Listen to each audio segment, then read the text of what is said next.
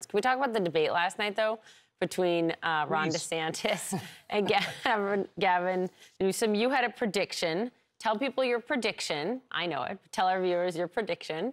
And then what actually you saw happen. I think it came true. I predicted that Gavin Newsom and Ron DeSantis would win the debate and that Nikki Haley and Kamala Harris would lose the debate. And I think that's the net effect of it. I think each of them, first of all, I think it's a Rorschach test. Like whoever won, whatever that means, it depends on whether you suit up in your blue or your red armor. But each of them were able to elevate their game and elevate their status as a future within their party. Do I think that it really moved the needle for DeSantis against Nikki Haley? Probably not. But, you know, you can't now talk about the future of the Democratic Party and an heir apparent to Joe Biden without talking about Gavin Newsom and Kamala Harris and then everybody else. And if I could say one other thing, Poppy, sure. I've long wanted to imitate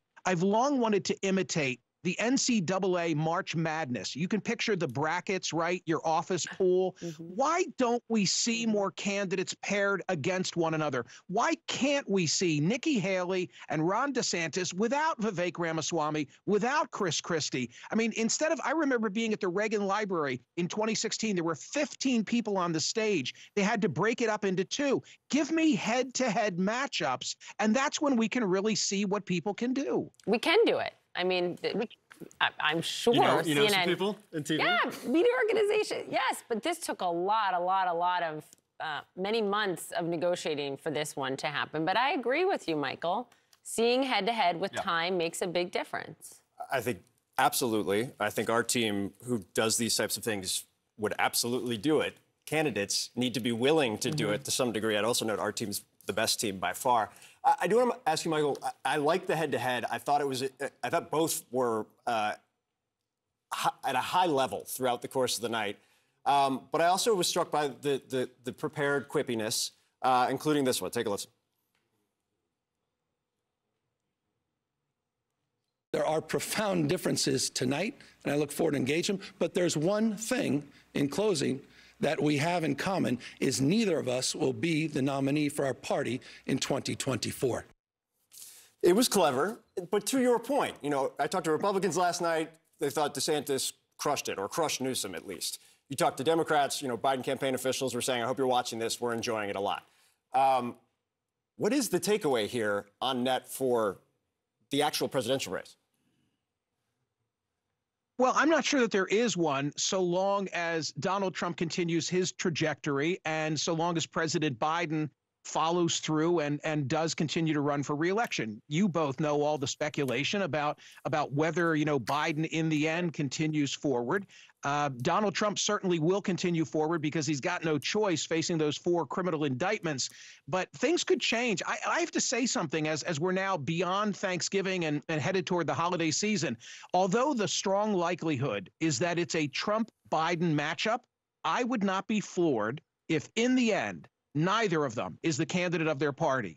So file that away. You can play the tape a year from now and embarrass me and say, hey, Michael, it wasn't quite a prediction, but you did float that notion. But can we play that out, Michael? Take that. Okay, play that out. They're not the candidates. Who's the candidate? Who are the candidates? I guess, Poppy, on the Republican side of the aisle, you know, it all rests in the hands of my law school classmate, Judge Tanya Chutkan. Because if Donald Trump is on trial in March, if he's on trial next March, and if there's a conviction, then I think it's a total game changer. So there are a lot of intangibles. How about if I leave it like that? Okay, fair enough. Come back soon, Michael. Thank you. We'll watch this weekend. See you guys. Well, there was a coastal battle playing out on the debate stage in Georgia, and some are wondering if it could be a preview of 2028. Florida Governor Ron DeSantis faced off against California's Democratic Governor Gavin Newsom. This was a debate Fox News dubbed Great Red State versus Blue State debate. Watch.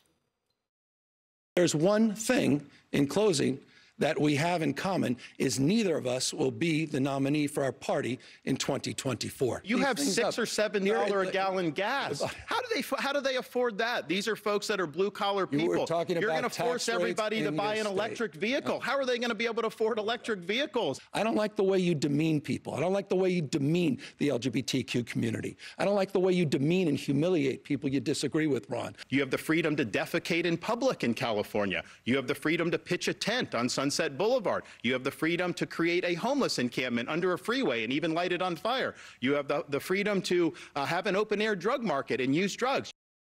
CNN political analyst Natasha Alford is here, political strategist Amanda Wooschen-Glass, and CNN is here with us as well, and CNN political analyst Leah Wright-Rigueur. It's great to have you guys. Wow. It was just a little bit of it, if you weren't up watching it last night. Let me begin with you, Leah, in terms of what they gained. What do you think DeSantis gained? What do you think Gavin Newsom gained? What did the country gain from that? Okay, so those are three really different things. I'm not so sure that the country gained a lot. I think in theory, the idea of two governors really duking it out to talk about policy issues and significant ideological differences is something that the American people have been missing for a really long time. I'm not so sure that that's what we had last night. Instead, I think what we saw were two candidates who were really just pitching to their own audiences. I know Newsom said a lot about wanting to speak to Fox News viewers and, introduce himself to new audiences. Remember, he did that Red State tour. Right. He did this tour. He also has gone on Hannity before. Yep. But it's also true that, with somebody who is a communicator like Newsom, it looks like a highlight reel, right? Like, this is perfect for later on as he is, trying out for various positions, trying to raise his national profile. I actually think the person who needed this the most was Ron DeSantis. His campaign is falling apart. It's flailing. It's all over the place.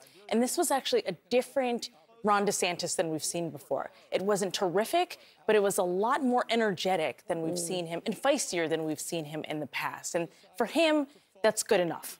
A win for him.